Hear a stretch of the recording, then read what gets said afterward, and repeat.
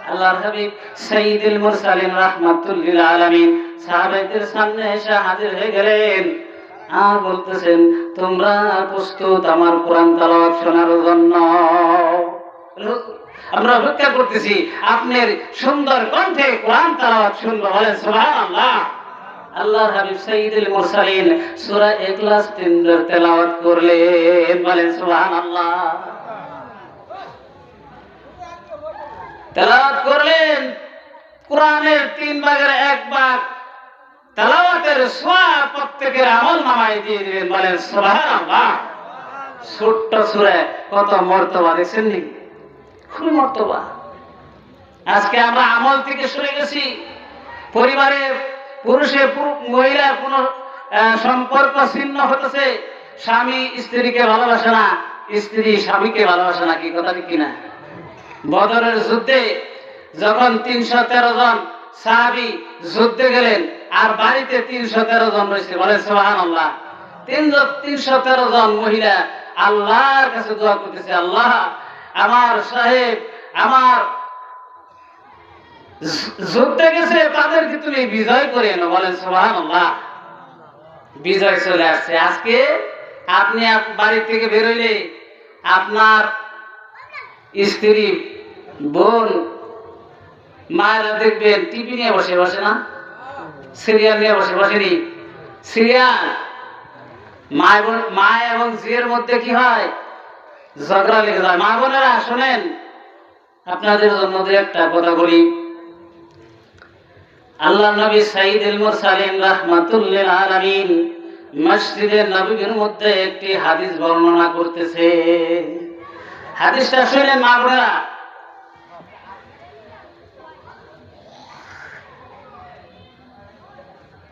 ও আমার সাহাবারা শুনো, কোন স্বামী এবং স্ত্রী যদি খাবার সময় দুইজনকে একসাথে ডেকে নিয়ে একসাথে বসে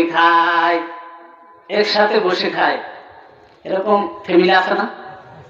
বসে খায়, মহব্বত করে, আসো হে রহিমা আসো, তুমি পাশে বসো, আমি তোমাকে এক লুকমা খাওয়াই দিব, তুমি এক লুকমা খাইবে। বলেন সুবহানাল্লাহ। আল্লাহর হাবিব বলেন, দুইজনের মধ্যে মহব্বত বাড়াই দিবে আল্লাহ তাআলা। এই দুইজনকে ইহকাল পরকালে শান্তি দিয়ে পরিপূর্ণ করে দিবেন। বলেন সুবহানাল্লাহ। পাশ দিয়ে একজন ইহুদি যাইতেছিলেন। এই মসজিদে নববীর দেয়ালের মধ্যে কান লাগায় শুনে আল্লাহর হাবিব কি কথা বলতেছে। বলেন সুবহানাল্লাহ।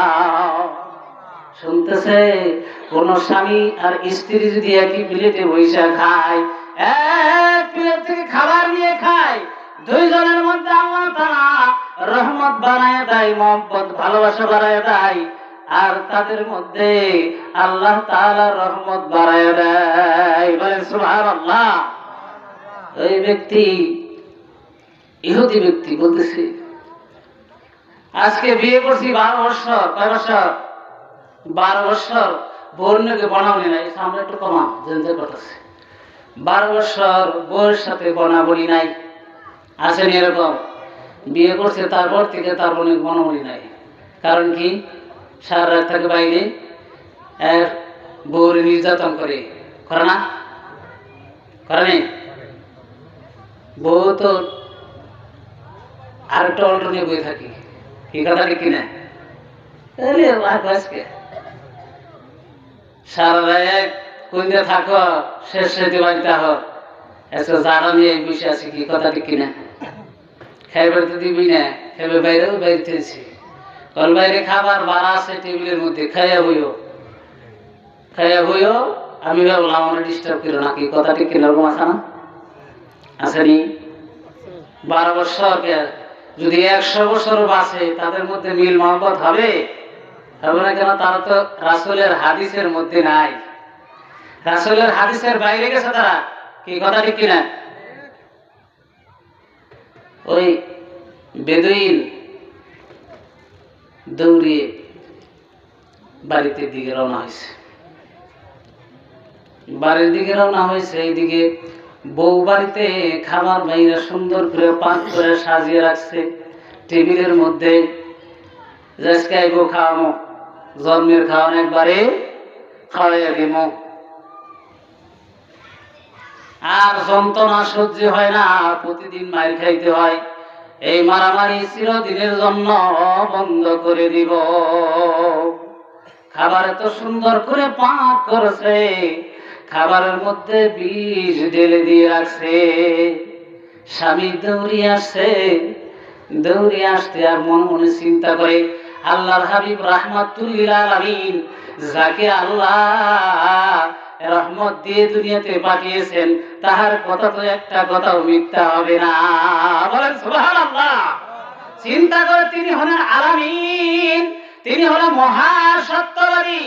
তিনি যে কথাটা মসজিদে নববীর মধ্যে বৈশা বৈশা বলছে, একথা কোনো বিন্দু মাত্র মিথ্যা হওয়ার সুযোগ নাই। আর হাঁটতে হাঁটতে যাই, বাড়িতে যাই, বাড়িতে যাইয়া দরজার পাশে গিয়ে ডাক দেয়, বিবি গো তুমি কোথায় আছো, আসো। বিবি কয়, কিরে ব্যাপার কি? 12 বছরের জীবনে কোনদিন নরম সুরে ডাক দেয় না, আজকে দি সুর পাল্টাই গেছে। টের পাইল নিহাবর কে? মহিলারা তো একটু দ্রুত চালাক থাকে না, কিছু কিছু মহিলা আছে না চালাক। কিরে ব্যাপার কি? সর্দি চেঞ্জ, পরিবর্তন হয়েছে। আমি যে খাবারের মধ্যে বিষ মিশাইছি এটা আবার জানলো নাকি? তাহলে তো আজকে আর বেশি উপায় নাই, খুব খারাপ অবস্থা, খুব খারাপ অবস্থা হবে। আরেকবার ডাক দিছে, ও বেবি আসো। বললাম না গঞ্জে গেলেন, এত তাড়াতাড়ি ফিরে আসলেন করে, আজকে ভালো লাগতেছে না, আজকে তোমার সাথে কোনো ঝগড়া করব না। বলেন সুবহানাল্লাহ। হাদিস শুনছে কার? আল্লাহর হাবিবের। বলেন সুবহানাল্লাহ। যার কথা শুনলে দিল নরম হয়ে যায়, অন্তর শীতল হয়ে যায়। বলে সুবহানাল্লাহ। অন্তরের পরিবর্তন করে দিয়েছে আমার আল্লাহ, কথা হলো আমার রাসূলের। বলেন সুবহানাল্লাহ। এগুলো বিবি আসলে আজকে নিয়ত করছি দুইজনে একসাথে বৈশা খাবো। আজকে নিয়ত করছি যে দুইজনে বহুত ঝগড়া করছি জীবনে, একসাথে বৈশা খাবো। খাবার কি আছে নিয়ে আসো, একসাথে খাবো রে। মুহাম্মাদুর রাসূলুল্লাহ সাল্লাল্লাহু আলাইহি ওয়াসাল্লাম বলেছে, স্বামী স্ত্রী যদি একসাথে বৈশা খায়, তাহলে দুইজনের মধ্যে মহব্বত ভালোবাসা পয়দা হয়, আল্লাহ তাআলা বরকত বাড়িয়ে দেয়, দুইজনকে আল্লাহ সঠিক রাস্তায় নিয়ে আসে। বলেন সুবহানাল্লাহ। চিন্তা পরিবর্তন কে করাইছে? আল্লাহ করিয়ে দিয়েছে। বলেন সুবহানাল্লাহ। যে রাসূলের কথা শুনলে মানুষ পরিবর্তন হয়ে যায়, সেই রাসূলকে ভালোবাসা দরকার আছে না নাই? কে রাসূলকে ভালোবাসবে? হাত তুলে দেখি। নারে তাকবীর, নারে রিসালাত, নারে তাকবীর, নারে রিসালাত। আল্লাহ আমাদের কবুল করে। একটি নাচ শুনবো, কলিজা ঠান্ডা হব। কি কথা ঠিক কিনা? হে রাসূল তোমায় ভালোবাসি, অন্তরে শুধুই মুখে না, জান্নাতের আশায় নাই হে রাসূল, জাহান্নামকে ডরি না। কি রাসূলকে ভালোবাসেনি সবাই? মনে মনে বলে আমার সাথে, হে রাসূল তোমায় ভালোবাসি, অন্তরে শুধুই মুখে না, জান্নাতের আশায় নাই হে রাসূল, জাহান্নামকে ডরি নাই। তোমার নাম শুনি না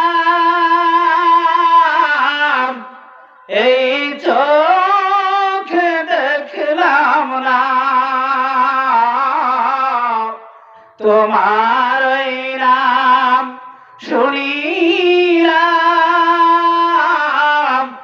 এই চোখে দেখলাম না। এই সুর যদি শুনে থাকো,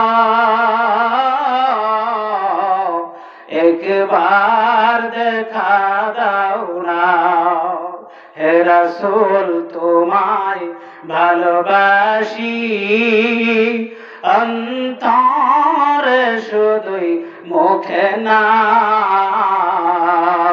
জান্নাতের আশায় নাই হে রাসূল, জাহান্নাম কেউ ডরি না।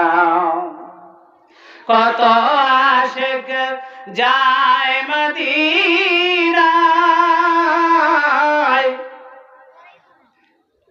কত আশিক যায় মদিনায়, তবু রোজায়ে আতায় এ গরিবের আরজি শোনা। মোরে খাবে দেখা দাও না। হে রাসূল তোমায় ভালোবাসি, অন্তরে শুধুই মুখে না। জান্নাতের আশায় নাই হে রাসূল, জাহান্নাম কেউ ডরি না। আল্লাহু আকবার। আল্লাহর রাসূলের ভালোবাসা অন্তর যদি নিজের অন্তরের মধ্যে থাকে, অন্তরের মধ্যে যদি রাসূলের মহব্বত প্রেম থাকে, তাহলে তার কি জাহান্নাম হবে না জান্নাত হবে? বলেন কি হবে? সন্দেহ আছে কোনো সন্দেহ রাখা যাবে না। কি কথা ঠিক কিনা?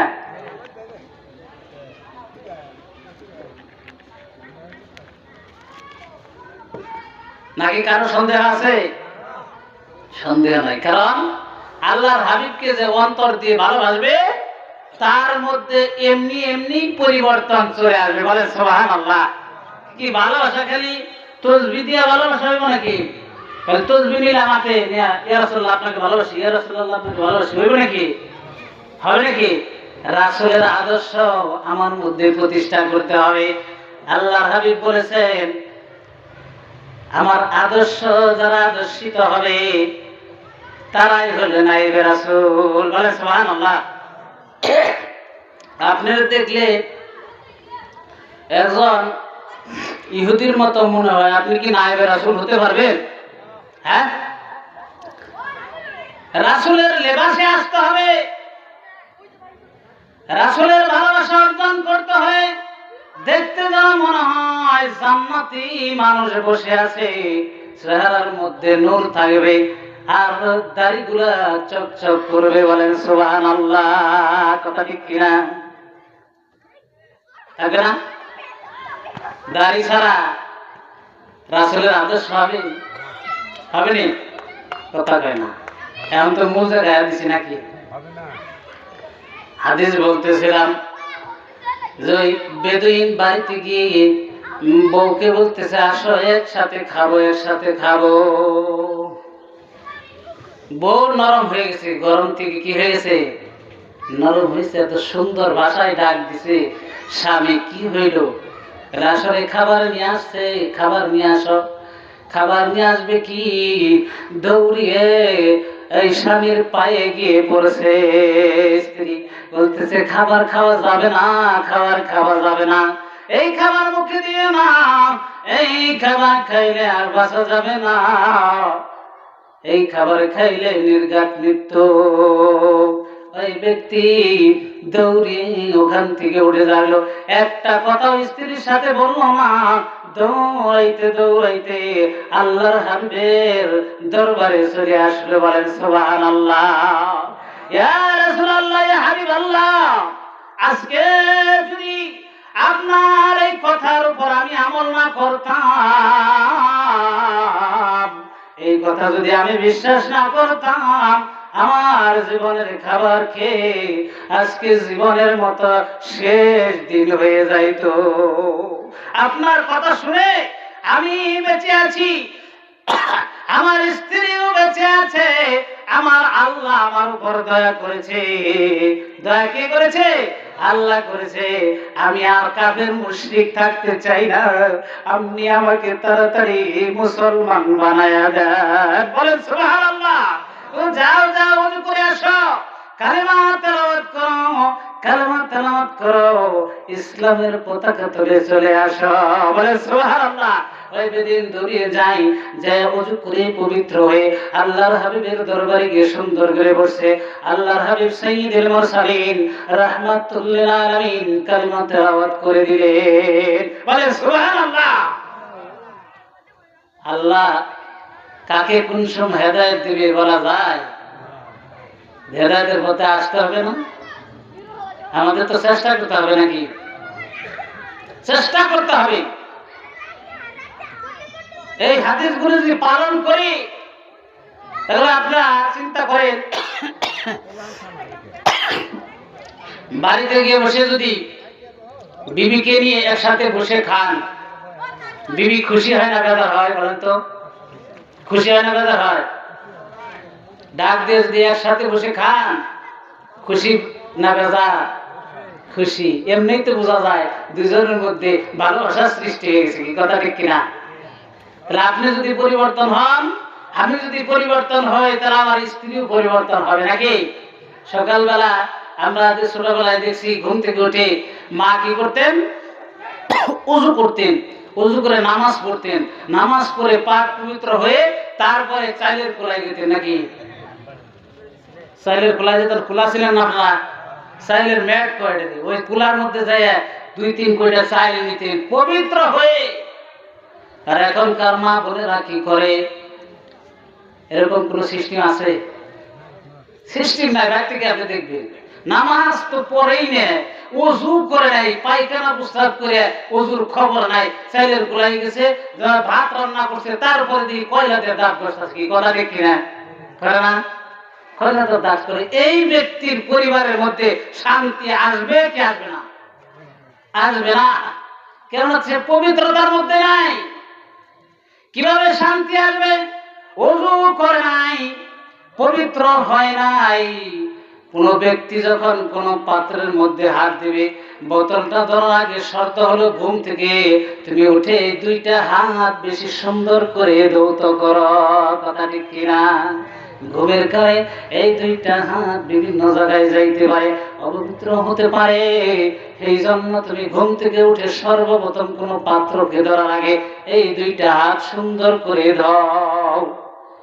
ওযুর শুরুতে প্রথমে 2 হাত দিতে হয় না, নাকি প্রথমে কুলি করে নেওয়া?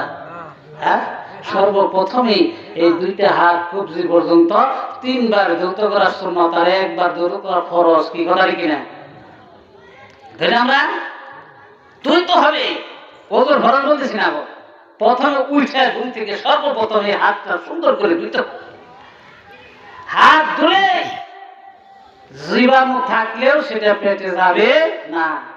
এই যে করোনা হুজুর আলোচনা করছে, করোনা ভাইরাস আইছিল দেশে, দেখেন তখন কিন্তু সরকার বলেছে 20 সেকেন্ড বইরে হাত দাও, তাইলে তোমার আর করোনায় আক্রান্ত করবে না, কি কথা ঠিক কিনা? তখন তো ঠিক হাত দিয়েছেন, বাড়ি থেকে আয়া প্রথমে সোয়াদে সাবান দিয়ে হাত ধুয়ে তারপরে ঘরে ঢুকছেন, কি কথা ঠিক কিনা?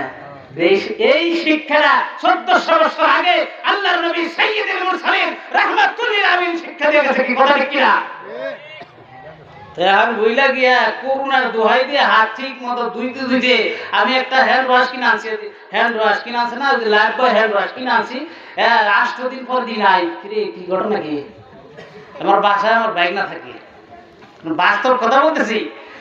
এই বাইক না যত বাড়ি বাইরে যায় তত বাড়ি দয়, ধুইতে হাতের এই যে উপরের ফরক চলে গেছে। এখন করতেছে কি, মামা আমাকে একটা এনে দেন, এই ক্রিম এনে দেন, আমার হাতের চামড়া উঠে গেছে। কে কলে দিনে কমপক্ষে আমার 30 বার হাত দেওয়া। কয়বার? 30 বার। হ্যান্ড ওয়াশ দিয়ে হাত ধুইতে চামড়া উঠে গেছে। দেখি যে এই যে কি জানি কয় ঠোসা করছে, এমন ধোয়ায় ধুইছে তার মানে করোনা তারে আক্রান্ত করবে সেই ভয়ে হাত দিতেছে। কিন্তু আসলে এই শিক্ষাটা আমাদের নবী সাইয়্যিদুল মুরসালিন রাহমাতুল্লিল আলামিন 1450 বছর আগে শিক্ষা দিয়ে গেছে। কথা ঠিক কিনা? রাসূলের শিক্ষা আমাদের মধ্যে নাই, রাসূলের মহব্বত নাই, ভালোবাসা নাই, আদর্শ আমাদের মধ্যে নাই, যার কারণে আজকে মুসলমান আমলে দুর্বল। কথা ঠিক কিনা? একজন ব্যক্তি নামাজ পড়তে যায়, তাকে টিটকারি মারে। কথা ঠিক কিনা? আমার এক ছাত্র নামাজ পড়তে আইতেছে, জিজ্ঞেস করতেছে তুই কই যা? কই মসজিদে যাই নামাজ পড়তে। এখনই হুজুর হয়ে গেলি না? এখনই হুজুর হয়ে গেলি না?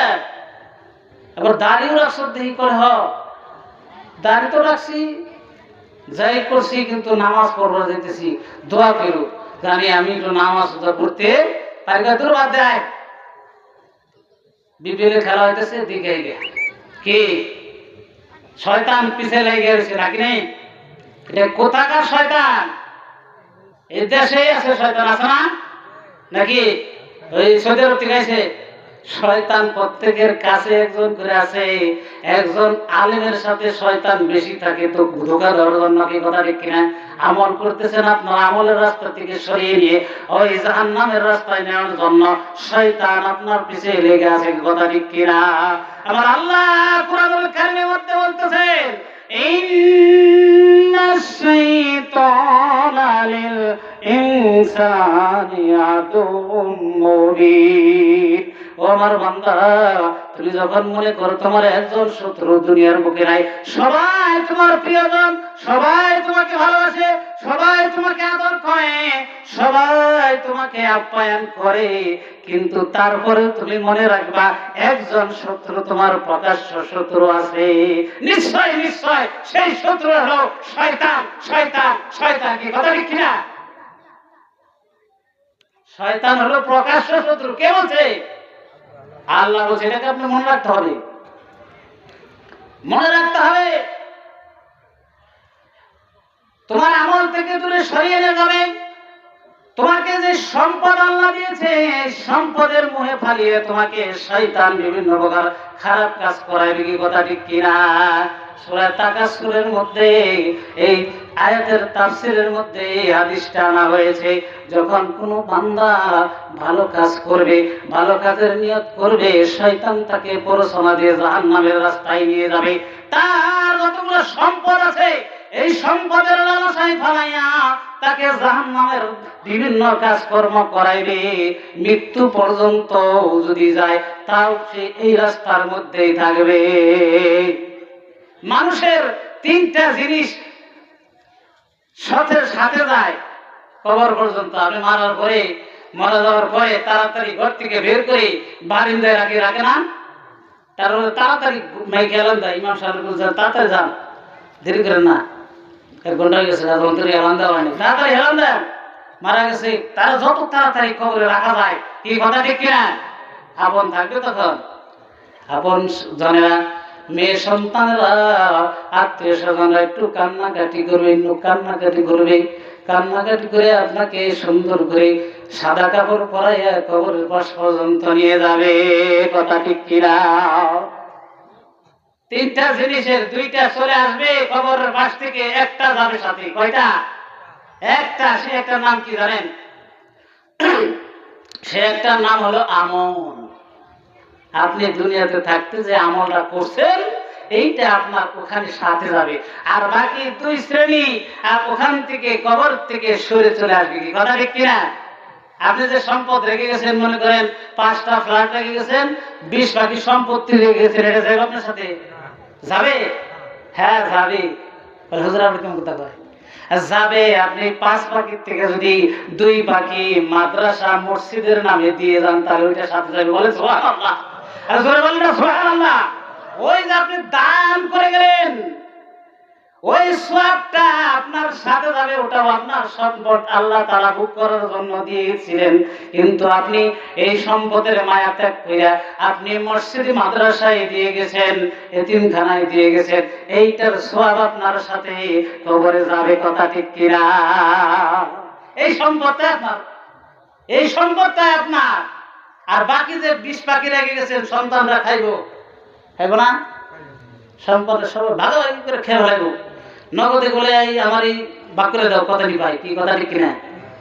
একদিন দেরি করবো না। কত মজলিস আমি দেখছি, মরে যাওয়ার পরে সবাই বসেন, সবাই একসাথে বসেন, কথা আছে বাবা যে বা 10-20 বাকি সম্পত্তি রেখে গেছে, কোনে কোনে রেখে গেছে, সব আমাকে বুঝাই আপনার একটু নলে থাকে দিয়ে যায় মাতবররা, কি কথা ঠিক কিনা? এরকম করে না? আমি নিজে চোখে এক অনুষ্ঠানে এরকম দেখছিলাম। কবর রাইখা শেষ দিয়ে হুজুরে মোনাজাত করে দিয়েছে, কবরবাসীকে মোনাজাত করে দিয়ে দিয়েছে, তারপরে এলান করে দিয়েছে সবাই একটু বাড়িতে বসেন, আব্বার সম্পত্তি ভাগাভাগি করতে হবে। বলে নাউজুবিল্লাহ, সময় পার করতে দেয় না, কি কথা ঠিক কিনা?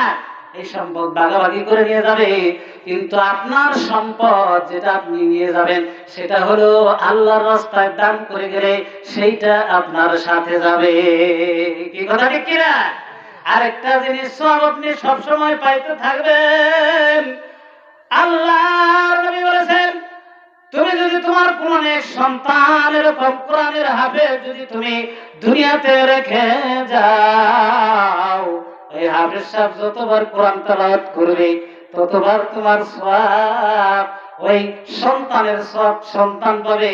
তোমার জন্য এখানে একবার সওয়াব রয়েছে, সেটা তোমাকে দিয়ে দেওয়া হবে। বলেন সুবহানাল্লাহ। সন্তান পড়বে, আপনার কবরে সেই সওয়াব যাবে, কি কথা ঠিক কিনা? মাদ্রাসায় পড়লে টিটকারি মারে, কি কথা ঠিক কিনা?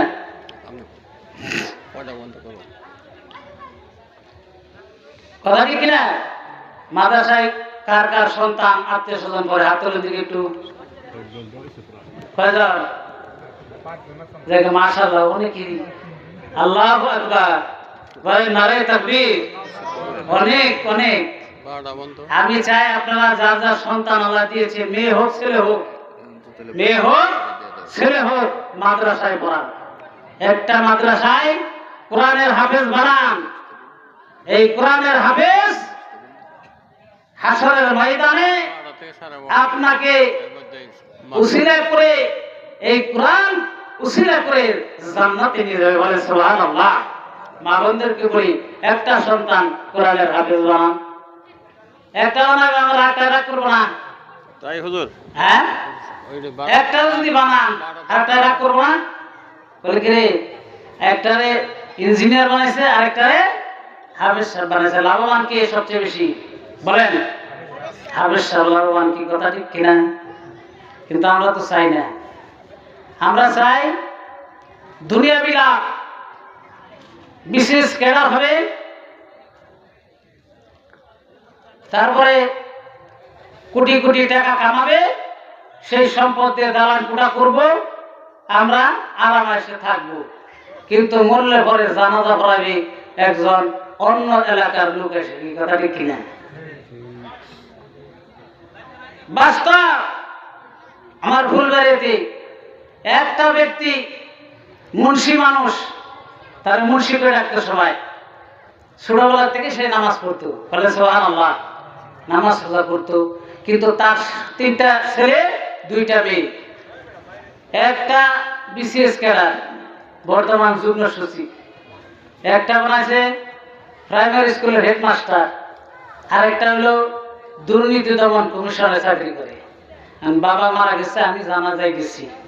3 ছেলের এক ছেলে জানাজা পড়াইতে পারে না। এর চাইতে দুর্ভাগ্যবান ব্যক্তি দুনিয়াতে আছে না নাই? আসেনি নাই? আপনাদের কাছে প্রশ্ন। এমন শিক্ষা আপনার দিতে হবে সন্তানদেরকে, যে সন্তানের শিক্ষাটা ইহকাল এবং পরকালেও লাগে, কথা ঠিক কিনা? জিকির করে লা ইলাহা ইল্লাল্লাহ, লা ইলাহা ইল্লাল্লাহ, লা ইলাহা ইল্লাল্লাহ, লা ইলাহা ইল্লাল্লাহ, লা ইলাহা লা ইলাহা ইল্লাল্লাহ, লা ইলাহা লা ইলাহা ইল্লাল্লাহ লা ইলাহা ইল্লাল্লাহু মুহাম্মাদুর রাসূলুল্লাহ সাল্লাল্লাহু আলাইহি ওয়াসাল্লাম। আল্লাহর শিক্ষায় যারা শিক্ষিত হয় তারা মা বাপকে ভালোবাসে, সন্তান সন্ততিদের পরিবার আত্মীয় স্বজনকে ভালোবাসে। কথা ঠিক কিনা? কথা ঠিক কিনা? ভালোবাসে। দুনিয়ার বুকে সবচেয়ে আপনকে মা, মার সাথে দুর্ব্যবহার করে এমন সন্তান দুনিয়াতে আসেনি, নাই আসেনি?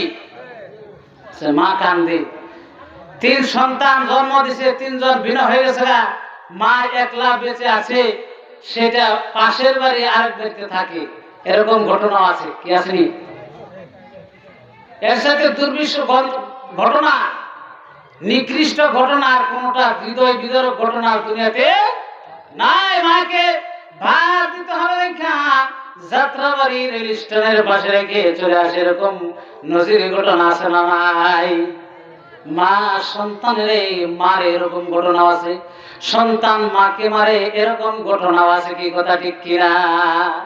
যে মা সুন্দরভাবে তোমাকে লালন পালন করলো, যুবক শোনো, ও আমার ভাইরা, বন্ধুরা, বাবারা, শুনে রাখো, যে মা তোমাকে এত সুন্দর করে লালন পালন করলো, সেই মার অবাধ্য হইয়া তুমি মাকে ভাত না দিয়ে তুমি মাকে অবাধ্য করে মা থেকে দূরে সরে যাও। কথা ঠিক কিনা?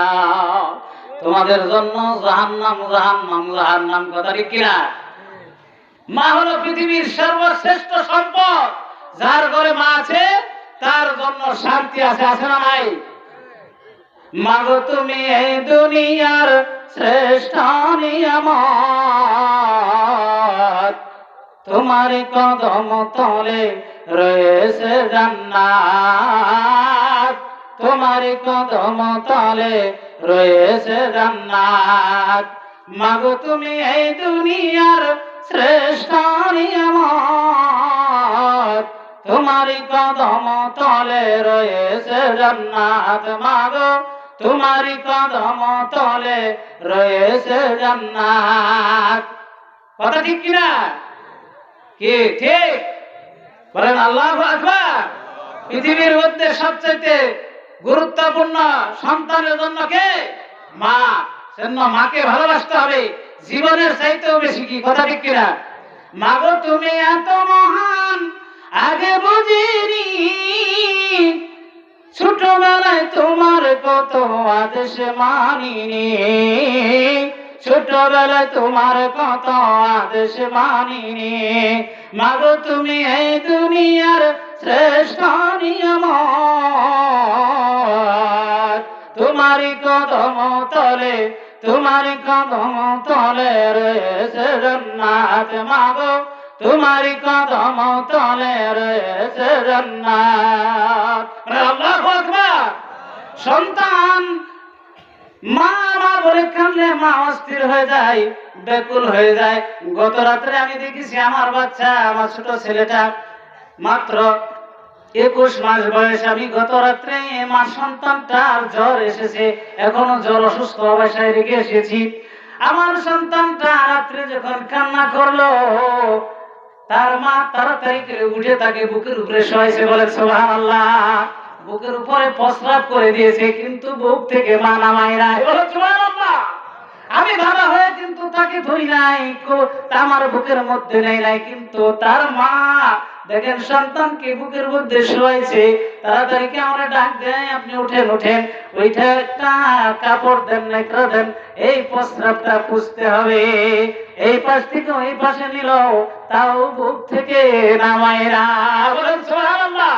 এত কষ্ট করে মা তোমাকে পালন করলো, লালন করলো, এই মাকে তুমি আজকে পর করে দাও। ওই মাকে তুমি পর করে দিয়ে আরেক বাড়িতে চলে যাও, মার খোঁজ খবর নাও না। কথা ঠিক কিনা?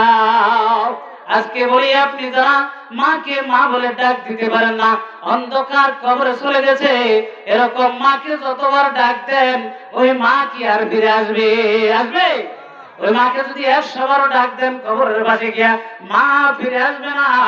আমার আল্লাহ বলেন, তুমি ও আমার বান্দা, তুমি যখন বেশি পাপ করে ফেলো তখন তুমি তোমার মা বাবার কবরের পাশে যাও, তোমার আত্মীয় স্বজনের কবরের পাশে যাও, ওখানে গিয়ে একটু চিন্তা করে দেখো ওই কবরের মধ্যে তারা যারা শুয়ে আছে তাদের কথা একটু চিন্তা করো, একটু ভাবো, তোমার মন দিয়ে দিল দিয়ে ভাবো, তাদেরকে যত ডাকি তুমি দাও না কেন তোমার ডাকের সাড়া তারা দিবে না। কথা ঠিক কিনা?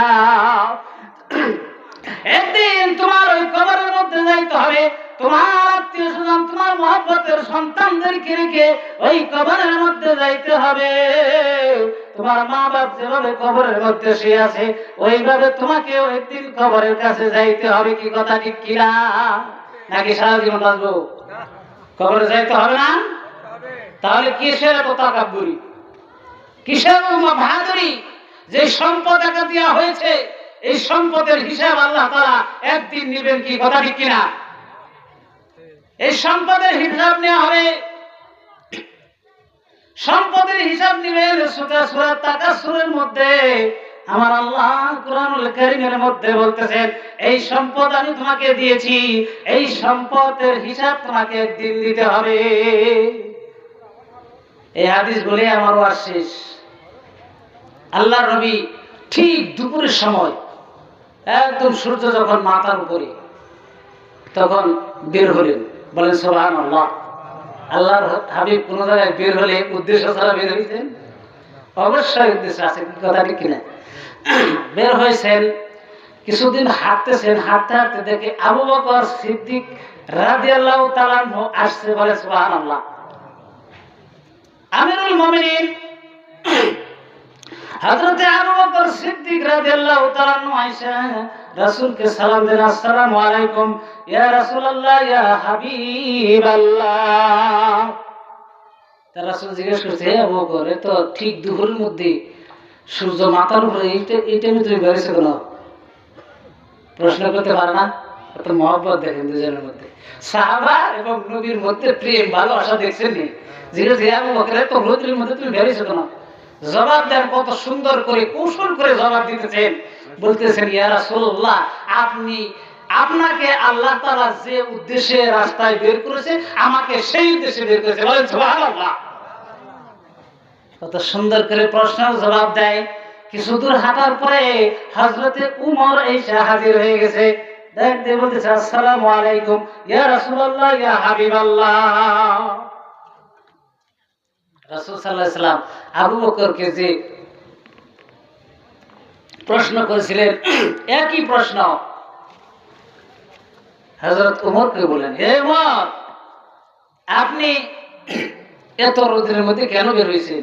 দেখছেন আল্লাহ তাআলা না জানি শিখিয়ে দিয়েছেন সাহাবীদের বিনয় ভাব ছিল, রাসূলের সামনে কত নম্র ভদ্র মহব্বতের সুরে কথা বলতেন। বলতেছেন, ইয়া রাসূলুল্লাহ ইয়া হাবিবাল্লাহ, আপনাকে যে উদ্দেশ্যে নিয়ে আল্লাহ তাআলা এই সময় রাস্তায় বের করেছে আমার আল্লাহ সেই উদ্দেশ্যে নিয়ে আপনার কাছে হাজির করেছে। বলে সুবহানাল্লাহ।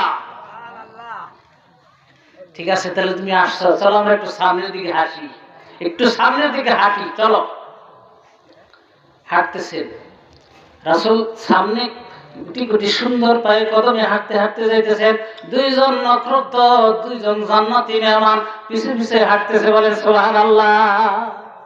এক সাহাবার বাড়িতে যে ডাক দিয়েছে, হে সাহাবা, তুমি বাড়িতে আসো, আসসালামু আলাইকুম সালাম দিতেছে। ওই সাহাবা বাড়িতে ভিতরে আসে। বলেছ, এদিকে খেয়াল করেন, সাহাবাকে ডাক দিছেন, এ সাহাবা বাড়িতে আসেনি? সালাম দিছে, আসসালামু আলাইকুম ইয়া রাসূলুল্লাহ ইয়া হাবিবাল্লাহ, আমি বাড়িতেই আছি। বলে সুবহানাল্লাহ। দৌড়িয়ে সাহাবী রাসূলের সামনে গিয়ে হাজির হয়েছেন। রাসূল সাল্লাল্লাহু আলাইহি ওয়াসাল্লাম বললেন, আমাকে একটি সুন্দর ছায়া বিশিষ্ট, একদম যে গাছের নিচে সুন্দর ছায়া রয়েছে এবং ঠান্ডা হাওয়া সেই জায়গায় নিয়ে যাও। বলে সুবহানাল্লাহ। একটা সবচেয়ে ওনার খেজুর বাগান ছিল, সবচেয়ে সুন্দর খেজুর গাছ, যেটা পরিষ্কার নিচে, ওই গাছের নিচে নিয়ে বসাইছে। সাহাবী ব্যাকুল হয়ে গেছে। এই মুহূর্তে রাসূল সাল্লাল্লাহু আলাইহি ওয়াসাল্লাম আসছেন, তাকে আপ্যায়ন করার জন্য ব্যস্ত হয়ে গেছে। বলেন সুবহানাল্লাহ। ব্যস্ত হয়ে গেছে, দৌড়িয়ে খেজুর গাছে যায়। এক গাছ থেকে উঠছে, কিছু পাকা খেজুর পাড়ছে, আরেক গাছ থেকে কিছু কাঁচা খেজুর পাড়ছে, আবার বাড়িতে কিছু সিদ্ধ খেজুর ছিল, ওইগুলা রাসূলের